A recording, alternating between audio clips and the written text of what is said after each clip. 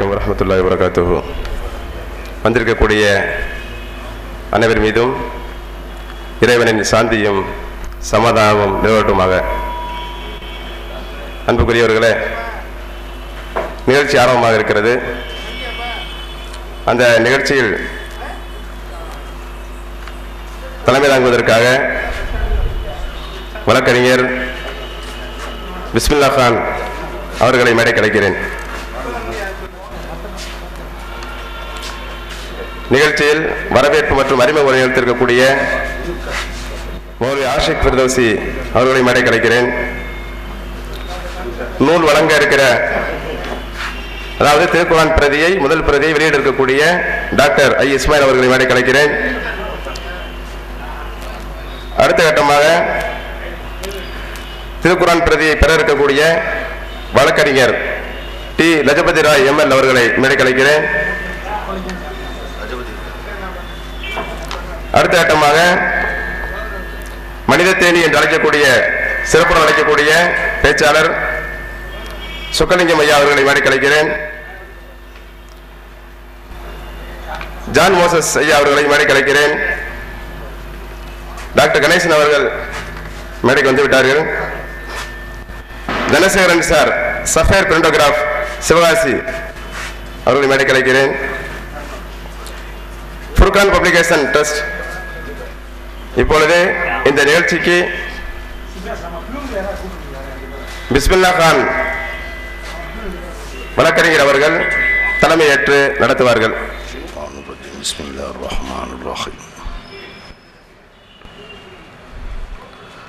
அகிலம் படைத்து அகிலத்திற்கெல்லாம் அருட்கொடையாக அன்னலம் பெருமானார் ரசூலுல்லாஹி ஸல்லல்லாஹு அலைஹி வஸல்லம் அவர்களை நமக்கு தந்து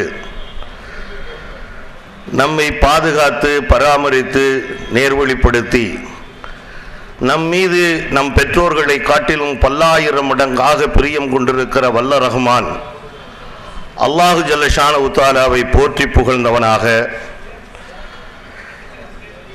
நம்முடைய சர்தார் ஆலம் ரசூலுல்லாஹி ஸல்லல்லாஹு அலைஹி வஸல்லம் அவர்கள் மீதும் அவர்களுடைய அருமையான சஹாபாக்கள் வழித்தோன்றல்கள் யாவேர் மீதும் இறைவனுடைய அருட்கிருபையான சாந்தியும் சமாதானமும் என்றென்றும் நிலவ துஆ செய்தவனாக என்னுடைய இந்த உரையினை தலைமை பொறுப்பினை துவங்குகிறேன். கண்ணியத்திற்குரிய பெரியார்களே, இங்கே வருகை தந்திருக்கிற அருமைக்குரிய அன்பு சகோதரர் பெருமக்களே, உங்கள் அத்தனை பேரைக்கும் இறைவனுடைய சாந்தியும் சமாதானமும் ஈருலக ஈடேற்றமும் வேண்டியவனாக துஆ செய்து நிகழ்ச்சியினுடைய துவக்கமாக நம்முடைய கண்ணியத்திற்குரிய மௌல்வி சகோதரர் ஜமால் முகமது அவர்கள் இறைமறையினை ஓதி துவக்கி வைக்கிறார்கள். அஸ்ஸலாமு அலைக்கும் வரஹ்மத்துல்லாஹி தஆலா வபரகாத்துஹு. أعوذ بالله من الشيطان الرجيم.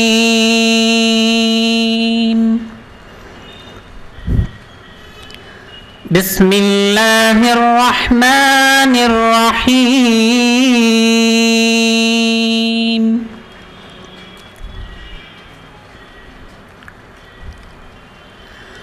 والعصر إن الإنسان لفي خسر إلا الذين آمنوا وعملوا الصالحات وتواصوا بالحق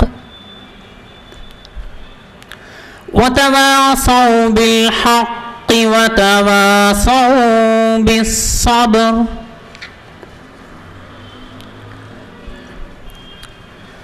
அத்தியாயம் 103 அல் ஆஸ்ர், காலம். மக்கா தொடர்புடைய வசனங்கள் 3. முன்னுரை.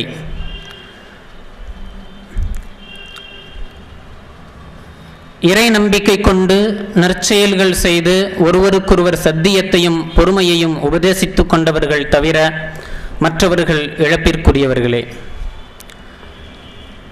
அளவற்ற அருளாளன் நிகரற்ற கருணையாளன் அல்லாஹ்வின் பெயரால் துவங்குகின்றேன். காலத்தின் மீது சத்தியமாக மனிதன் இழப்பிலேயே இருக்கின்றான். நம்பிக்கை கொண்டு நற்செயல்கள் புரிந்து சத்தியம் மற்றும் பொறுமையை கொண்டும் ஒருவருக்கொருவர் உபதேசிப்போரை தவிர அல்லாஹ் உண்மை கூறுகிறான். நிகழ்ச்சியினுடைய வரவேற்புரை கண்ணியத்திற்குரிய மௌல்வி ஆசிக் ஃபிர்தௌசி அவர்கள். அஸ்ஸலாமு அலைக்கும் வரஹ்மத்துல்லாஹி தஆலா வபரகாத்துஹு. இன்னல் ஹம்துலில்லாஹி அலா குல்லி ஹால் வஸ்ஸலாத்து வஸ்ஸலாம் அலா ரசூலில் கரீம் அம்மா பஅத். கண்ணியத்திற்குரிய சகோதரர்களே, இந்த அவையில் கலந்து கொண்டிருக்கிற நம் அனைவர் மீதும் இறைவனுடைய சாந்தியும் சமாதானமும் என்றென்றும் நிலை மட்டுமாக. இன்றைய தினத்தில் ஒரு அருமையான நேரத்திலே நாம் எல்லாம் ஒன்று கூடியிருக்கிறோம். இது திருக்குர்ஆன் தமிழாக்கம் வெளியீட்டு நிகழ்ச்சி. இந்த நிகழ்ச்சியிலே பங்கு பெற்றிருக்கிற நாம் நம்முடைய நிகழ்ச்சியின் சிறப்பு விருந்தினர்களாக வந்திருக்கிற அனைவரையும் வரவேற்க வேண்டும் என்ற ஒரு அருமையான பணி என் மீது சாட்டப்பட்டிருக்கிறது. யாரை நாம் முதலிலே சந்தித்தாலும் இஸ்லாமிய மரபு அடிப்படையில் சந்திக்கிற நபரை பார்க்கிற போது சந்தித்தவுடன் அந்த நபரை பார்த்து புன்னகை பொறுப்பதும் இறைவன் உங்களுக்கு சாந்தியும் சமாதானத்தையும் தரட்டும் என்று பிரார்த்தனை செய்வதும் இஸ்லாத்தினுடைய வழக்கமான ஒன்று. அந்த அடிப்படையில் இந்த நிகழ்ச்சியில் கலந்து கொண்டிருக்கிற அல்லது இந்த நிகழ்ச்சிக்கு தலைமை பொறுப்பு ஏற்றிருக்கிற பாசத்திற்குரிய நமது சகோதரர் மதுரை ஐக்கிய ஜமாத்தினுடைய ஒருங்கிணைப்பாளர் எம் பிஸ்மில்லா கான் பிஏ அவர்களையும் முன்னிலை வகிக்கிற ஜமியத்து அஹ்லில் குர்ஆன் ஹதீஸினுடைய மாநில பொதுச் செயலாளர் வழக்கறிஞர் எம் இமாம் ஹுசைன் பிஎல் அவர்களையும், நூலை வெளியிடுகிற திருமறை திருக்குர்ஆனை வெளியிடுகிற doctor I Ismail MA MPhil BL PhD அவர்களையும், நூலை பெற்றுக்கொள்கிற மனித உரிமை வழக்கறிஞர் டி ரஜபதி ராய் எம்எல் அவர்களையும், சிறப்புரை ஆற்றுவதற்காக வேண்டி வருகை தந்திருக்கிற ஐயா மனித தேனி ரா சொக்கலிங்கம் அவர்களையும், கா ஜான் மோசஸ் அவர்களையும், மனித உரிமை வழக்கறிஞர் ஜி பிரபு ராஜதுரை பிஎல் அவர்களையும், ஐயா கா குமாரவேல் எம்ஏ அவர்களையும், வழக்கறிஞர் ஏ ஜாகிர் பாதுஷா அவர்களையும், ஏ ஜக்கரியா அவர்களையும், டாக்டர் கணேசன் எம்டி அவர்களையும், ஏ தனசேகரன் அவர்களையும், doctor A Mohammed Rafiq MD அவர்களையும், பாசத்துக்குரிய சகோதரர் எம்எஸ் அகமது ஃபுர்கான் பதிப்பகம் சென்னை அவர்களையும் வரவேற்பதில் மிக மகிழ்ச்சி அடைகிறது ஜீரோ பப்ளிகேஷன். இங்கு வந்திருக்கிற அனைத்து சகோதரர்கள் திருமறை திருக்குர்ஆன் வெளியீட்டு நிகழ்ச்சியிலே கலந்து கொண்டிருக்கிற அனைவருக்கும் வரவேற்பதுடன் இந்த குர்ஆனை பற்றிய சிறிய அறிமுகத்தையும் செய்து முடித்து விடலாம் என்று ஆசைப்படுகிறேன். ஏனென்றால் குர்ஆன் வெளியீட்டிற்கு பிறகு, குர்ஆன் தமிழாக்கம் வெளியீட்டுக்கு பிறகு ஒவ்வொரு நபர்களும் தன்னுடைய வாழ்த்துறையையும் சிறப்புரையும் வழங்க இருக்கிற தருணத்தில் இந்த குர்ஆனை தினந்தோறும் படிக்கிற சமூகத்தில் வாழுகிற நாம், இஸ்லாமிய சமூகத்தை சேர்ந்த நாம், நம்மை சார்ந்த அல்லது நம்மோடு பழகுகிற நண்பர்களுக்கு நாம் அறிமுகப்படுத்த வேண்டிய திருமறை திருக்குரான் எந்த ரீதியான தொடர்புடையது என்பதை நாம் கண்டிப்பாக அடிப்படையாக விளக்கி சொல்லி ஆக வேண்டும். ஏனென்றால் திருக்குரானை பொறுத்தவரைக்கும் இங்கு வந்திருக்கிற நண்பர்கள், சகோதரர்கள், பெரியவர்கள் நினைத்து கொண்டிருப்பதை போல இது ஏதோ ஒரு முஸ்லிம்களுக்கு மட்டும், இஸ்லாமிய சமூகத்தவர்களுக்கு மட்டும் உரிய வேதம் அல்ல இது.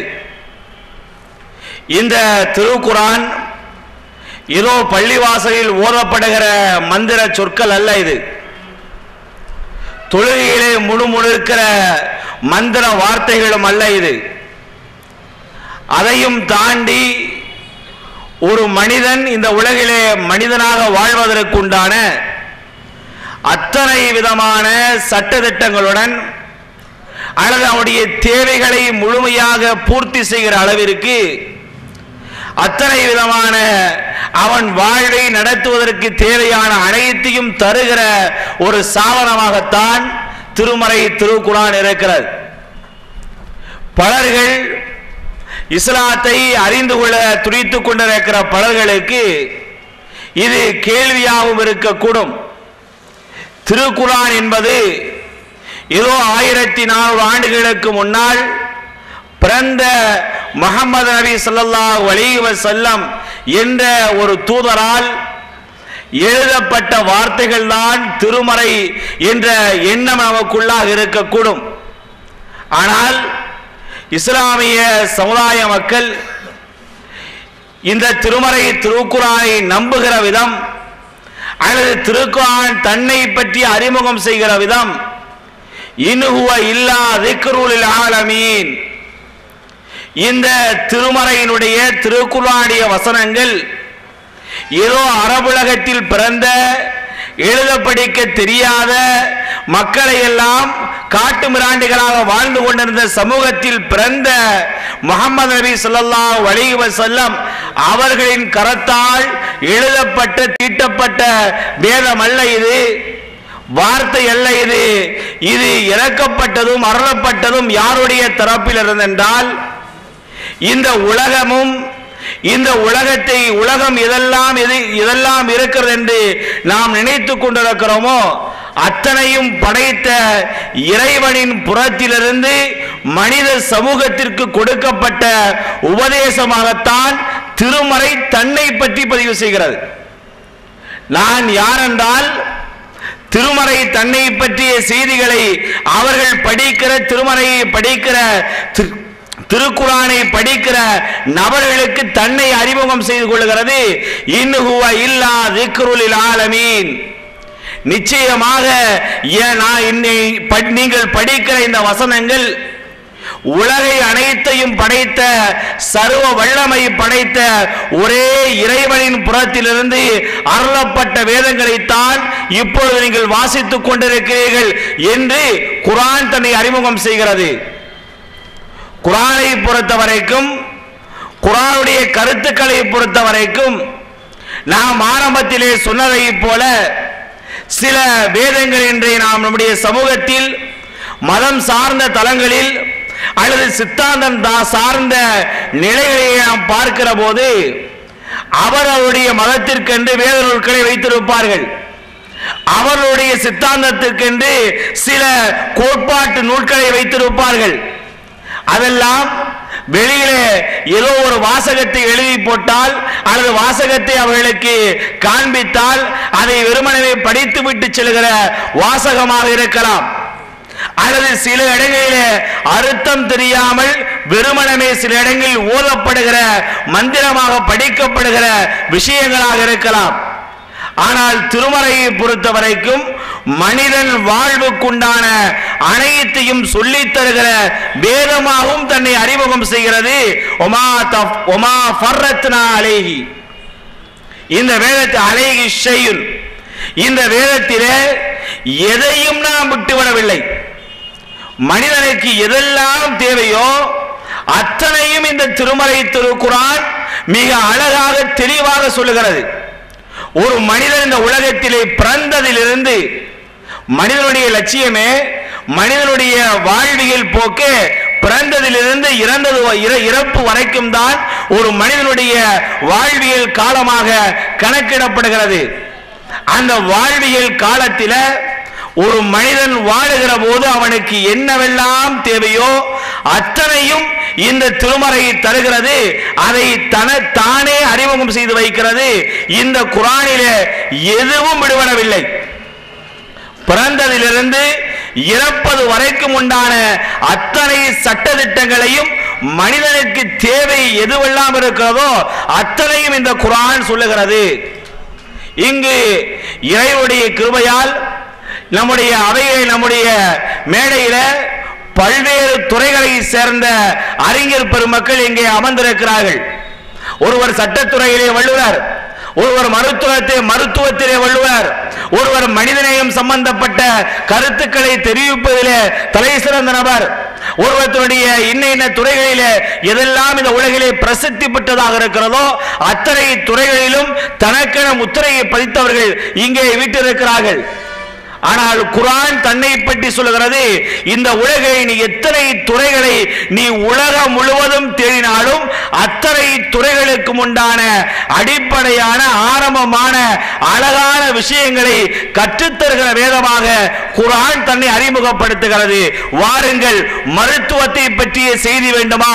ஒரு குழந்தை எப்படி பிறக்கிறது, அல்லது ஒரு குழந்தை தாயும் தந்தையின் மூலியமாக எப்படி உருவாகிறது, உருவாகுவதற்கு உண்டான வழிமுறைகள் என்ன, அதனுடைய படித்தரங்கள் எப்படியெல்லாம் வளர்ந்து கொண்டே செல்கிறது, குழந்தை எப்படி வெளியேற்றப்படுகிறது, வெளியேற்றப்பட்ட குழந்தை எப்படி வெளியேறுகிறது, வெளியேறியதற்கு பிறகு குழந்தை இந்த உலகிலே எப்படியெல்லாம் வாழ ஆரம்பிக்கிறது, ஆரம்பிக்கிற அந்த பருவத்திலே, சிறு பருவத்திலிருந்து இளைஞர் பருவத்திற்கு எப்படி வளர்கிறான், வளர்ந்து அவன் வாலிப பருவத்தை எப்படி அடைகிறான், வாலிப பருவத்திற்கு பிறகு எப்படி அவன் வாலிப பருவத்தை முடிக்கிற வயதுக்கு வருகிறான், 40-50 வயதிற்கு வந்ததற்கு பிறகு எப்படி தலைகீழாக குழந்தையை போலவே திரும்பவும் வயதான நிலைக்கு மாறி அவன் முற்றிலுமாக எப்படி 60 ஆண்டுகளுக்கு முன்னால் ஒன்றுமே இல்லாத தாயுடைய வயிற்றிலிருந்து அவன் கருவாக பிறந்தானோ அதை போலவே ஒன்றுமே இல்லாத மனிதனாக இந்த உலகிலே மறைந்து விடுகிறான் என்ற செய்தியும் தெரிவிக்கப்பட்டிருக்கிறது. மனித உரிமை கருத்துக்கள் வேண்டுமா, அல்லது மனித உரிமை சம்பந்தப்பட்ட செய்திகள் வேண்டுமா, ஒரு நபர் இன்னொரு நபரிடத்திலே எப்படியெல்லாம் நடந்து கொள்ள வேண்டும் என்ற முறையை தெரிவிக்கிற வேதமாக திருமறை திருக்குர்ஆன் இருக்கிறது. ஒருவருக்கு பாக பிரிவினையில் குடும்பம் சம்பந்தப்பட்ட பிரச்சனைகள் ஏற்படுகிறதா, அதற்கான தீர்வை திருமறை திருக்குர்ஆன் தருகிறது. அல்லது இடத்தில் பிரச்சனையா, அதற்கும் தீர்வு உண்டு. அல்லது மனதிற்குள் பிரச்சனையா, அதற்கும் தீர்வு உண்டு. அல்லது எந்த சித்தாந்தம் உனக்கு சரி என்பதை நீ முடிவு செய்து கொள்ள வேண்டுமா, அதற்கும் தீர்வு உண்டு. இப்படி உலகிலே எத்தனை தளங்களில் அறிவியல், விஞ்ஞானம், கணிதம் அல்லது வானவியல் சாஸ்திரங்கள் அல்லது அதை சுற்றி இருக்கிற கோள்களை பற்றி ஆராய்ச்சி அல்லது அதற்கு மேலும் தாண்டி செல்கிற வானவிகளை பற்றிய வானிகளை பற்றிய ஆராய்ச்சியில் ஈடுபடுகிற விஞ்ஞானிகள் மாறுவதற்குண்டான அத்தனை அடித்தளமான காரியங்களையும் திருமறை திருக்குர்ஆன் தன்னுடைய புத்தகம் முழுக்க, தன்னுடைய வேத புத்தகமாக இருக்கிற இந்த புத்தகம் முழுக்க அது தெரிவிக்கிற கருத்துக்களாக குவிந்து கிடக்கிறது. இது ஏதோ வரலாற்றை மட்டுமோ அல்லது மருத்துவம் சார்ந்த துறைகளை மட்டுமோ அல்லது இன்ன பிற துறைகளை மட்டுமோ சொல்லுகிற வேதமும் அல்ல. அதே போல ஆன்மீக கருத்துக்களை மட்டுமே சொல்லிக் கொண்டிருக்கிற ஆன்மீக வேதம் அல்ல. எதெல்லாம் இந்த மனிதனுக்கு தேவையோ அவை அனைத்தையும் குர்ஆன் தருகிறது. அதற்கு உதாரணமாய் 2 செய்திகளை மட்டும் சொல்லி நான் முடித்துக் கொள்ள ஆசைப்படுகிறேன். ஏனென்றால் இங்கு வந்திருக்கக்கூடிய அறிஞர் பெருமக்கள் உரையாற்றுவதற்கு வசதியாய் நம்முடைய சமூகத்திலே திருமறையை இஸ்லாமிய சமூகத்தவர்கள் இங்கு நான் வந்திருக்கிறார்கள். நம்முடைய சமூகத்தவர்கள் திருமறையை பொறுத்தவரைக்கும் ஏதோ அவர்களின் குடும்ப சொத்தை போல அவர்களின் வீட்டுக்குள்ளாக வைத்து பூட்டி வைத்துக் கொள்கிறார்கள். ஆனால் குர்ஆன் தன்னை அறிமுகப்படுத்துகிற போது நான் இந்த உலக மக்கள் அனைவருக்கும் உண்டான வேதம் என்று சொல்லுகிறது. உலக மக்கள் அனைவருக்கும் உண்டான வேதம், அனைவருக்கும் உபதேசம் செய்கிற வேதம்.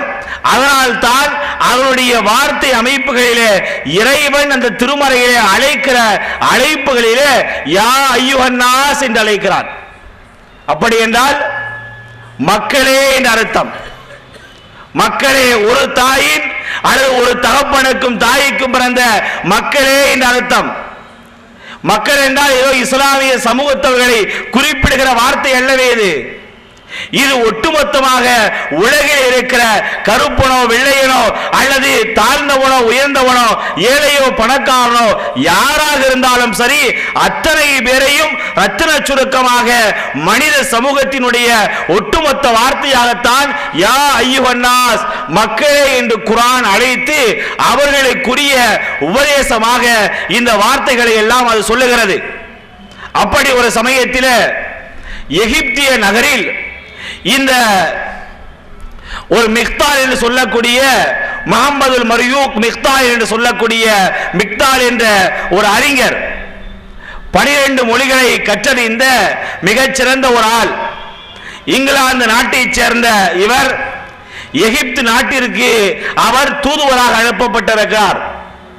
அனுப்பப்பட்ட இடத்திலே உங்களுக்கெல்லாம் எப்படி இப்போ இங்கு வந்திருக்கிற அனைவருக்கும் அல்லது இங்கு வந்திருப்பவர்கள் திருமறையை படிக்க வேண்டும் என்று ஆசைப்படுகிறோமோ, அதை போல அவரும் திருமறையினுடைய கருத்துக்களை படிக்க வேண்டும் என்று ஆசைப்படுகிறார்.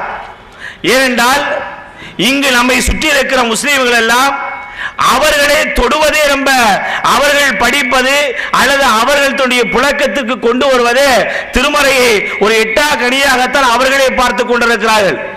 ரமலானுக்கு மட்டுமல்ல, குறிப்பிட்ட சில காலங்களில் மட்டும் ஓதுகிற வேதமாகத்தான் இஸ்லாத்தை அறியாத சில மக்கள் பார்த்து கொண்டிருக்கிறார்கள். ஆனால் இதை போன்றிருக்கிற அந்த சூழ்நிலையில் அவர் இந்த குர்ஆனிலே என்னதான் சொல்லப்பட்டிருக்கிறது என்ற கருத்தை தெரிந்து கொள்வதற்கு ஆசைப்பட்டு 12 மொழிகளையும் அறிந்து கொண்ட புரிந்து கொண்ட அந்த அறிஞர் இதை போல ஒரு சந்தர்ப்பத்தில் கிடைக்கிற திருக்குர்ஆனை எடுத்து படிக்க ஆரம்பிக்கிறார்.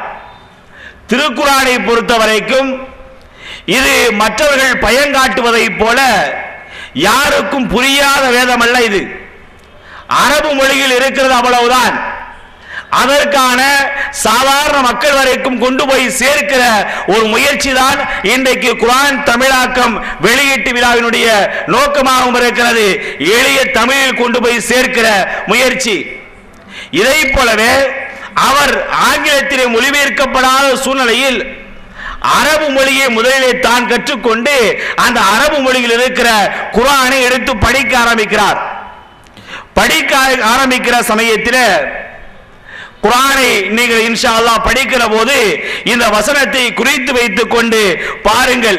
17வது அத்தியாயத்தினுடைய 78வது வசனமாக குர்ஆன் சொல்லுகிறது, அல் குர்ஆன் லா யஅது பிமிஸ்லி வலவ் கான பஅதுஹும் லிபானி ஸஹீரா. அல்லது இதை போல வரக்கூடிய 2வது அத்தியாயத்தினுடைய 23வது வசனமாக வ இன் குன்தும் ஃபீ ரைபி மிம்மா நஸல்னா அலா அப்தினா ஃபஅது பி சூரத்தி மின் மிஸ்லிஹி வது ஷுஹதாஅக்கும் மின் தூனில்லாஹி இன் குன்தும் சாதிகீன். இது அரபியில் இருக்கக்கூடிய வசனம். இதற்கு மிக அழகிய மொழிபெயர்ப்பு இன்றைக்கு செய்யப்பட்டிருக்கிறது. நீங்கள் படிக்கிற இந்த வேதத்திலே குர்ஆனை படிக்கிற போது குர்ஆன் சொல்லுகிறது, என்னை நீங்கள் படித்துக் கொண்டிருக்கிறீர்கள், படிக்கிற இந்த வேதத்திலே